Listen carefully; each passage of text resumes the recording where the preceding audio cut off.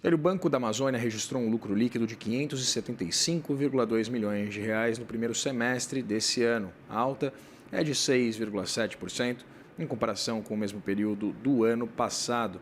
A receita atingiu 4 bilhões e meio de reais no período, 19% maior na mesma comparação ano a ano. Para a gente repercutir os números da companhia, a gente conversa agora com Luiz Lessa, presidente do Banco da Amazônia, com quem eu já divido tela. E agradeço muito, Luiz, pela disponibilidade de conversar com a gente.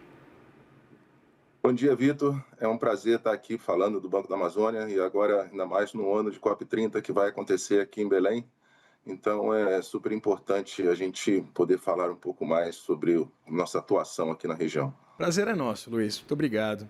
Luiz, eu queria entender se o lucro líquido representa um crescimento, né? 575,2 milhões de reais no semestre, crescimento de 6,7% sobre o mesmo período de 2024. Eu queria entender que elementos levaram a esse incremento do ponto de vista do lucro, se são aspectos sazonais, se são aspectos mais presentes,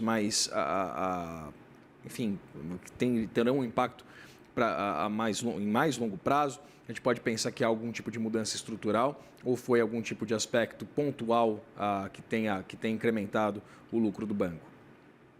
Então, Vitor, a gente vem fazendo aqui no banco um processo de transformação já há um ano, no início de 2024, em que nós temos investido muito na transformação digital para que a gente tenha os negócios do banco muito bem divididos. Então, o banco é um banco que é focado no fomento, né? Nós somos os gestores do Fundo Constitucional do Norte, e com isso nós temos uma política e um comprometimento muito forte com o desenvolvimento da região amazônica.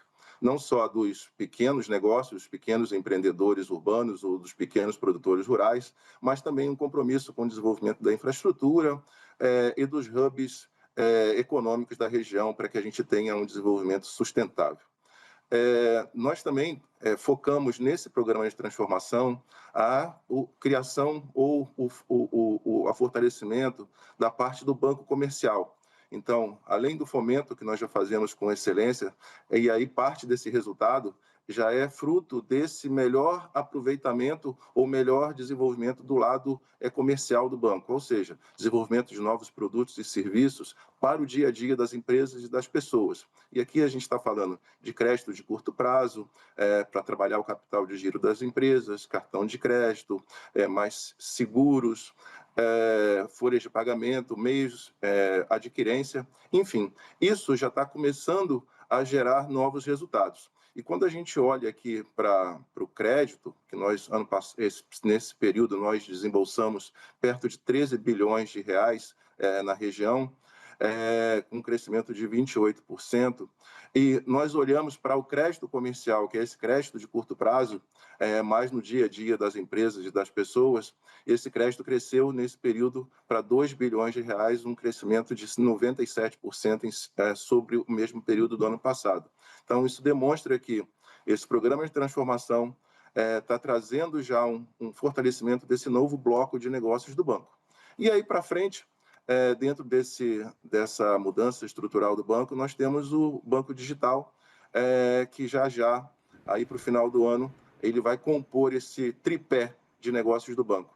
O fomento, que é o pilar do banco, o comercial, para disputar o dia a dia, a principalidade das empresas e das pessoas, e o banco digital, para que a gente possa estar à mão a qualquer hora, a qualquer minuto, para qualquer pessoa.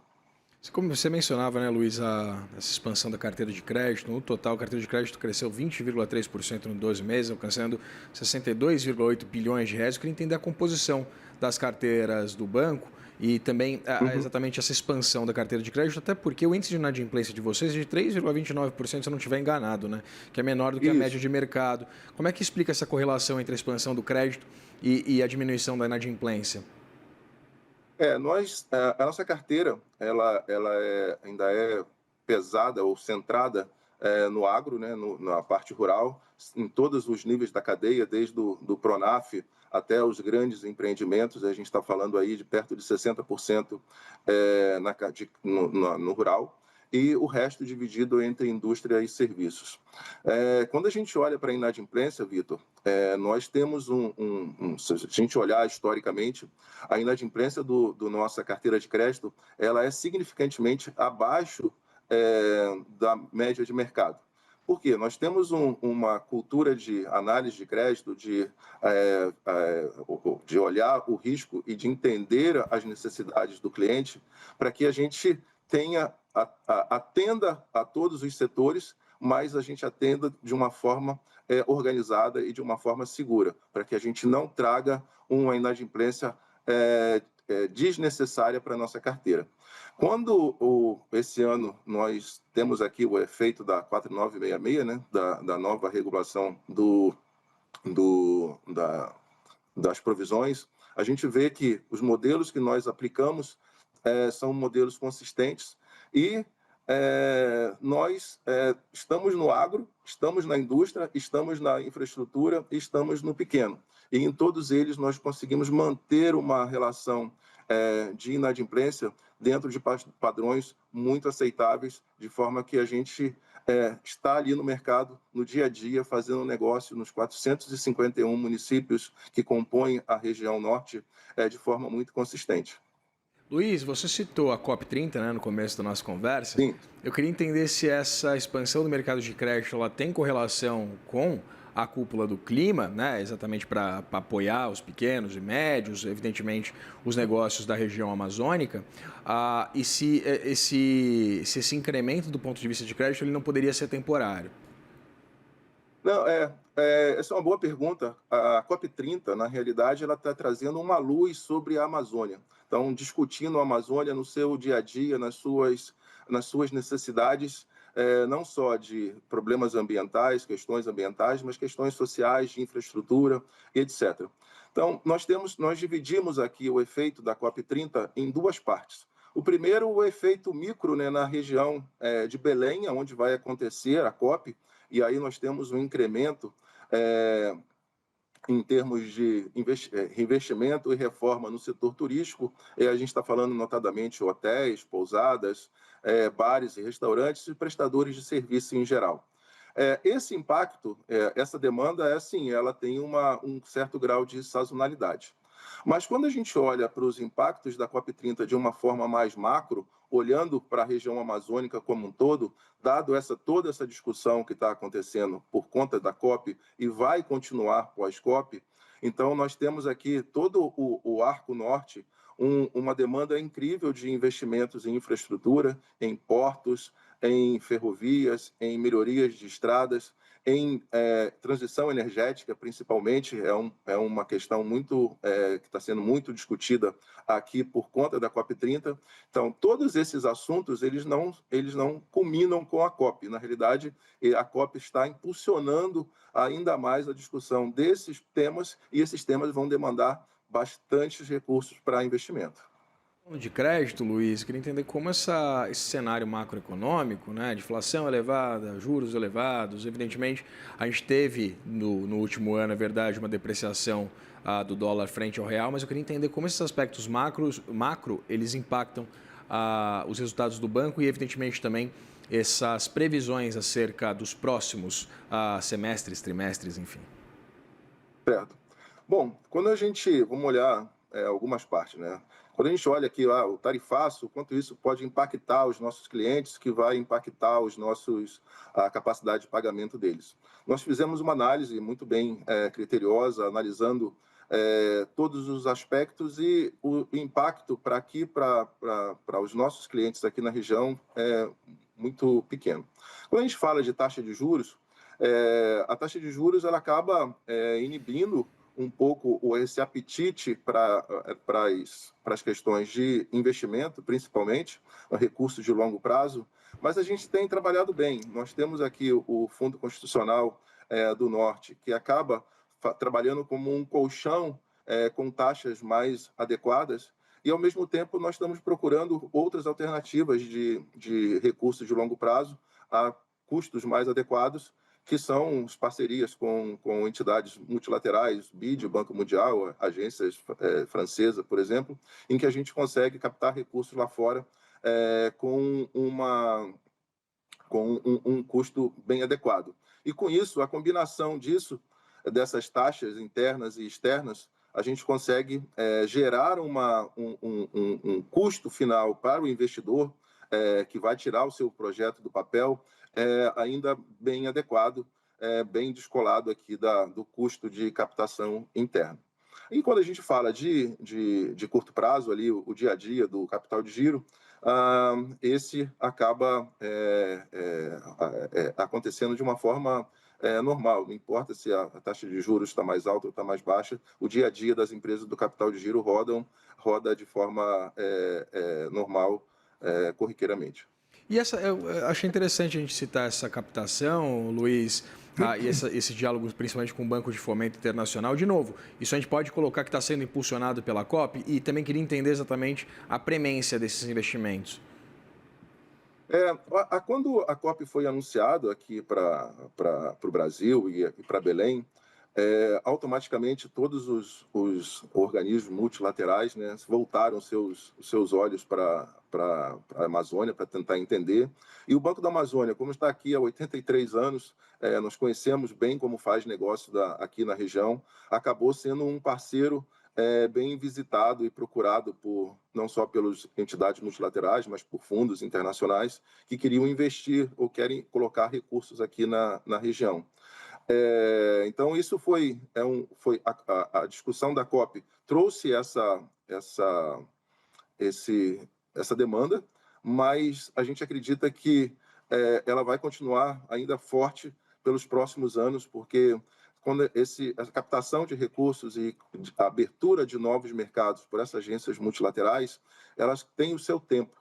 Então, não é uma coisa que acontece em 1, 2 meses e nem acaba em 3, 4 meses. É uma coisa que começou e vai continuar fortemente, e isso é fundamental, a gente acredita, para complementar os recursos aqui que nós temos do banco, para que a gente possa financiar essas infraestruturas e essas necessidades da região, para que a gente possa gerar, sim, um desenvolvimento, a melhoria do IDH e melhor qualidade de vida das pessoas que aqui vivem.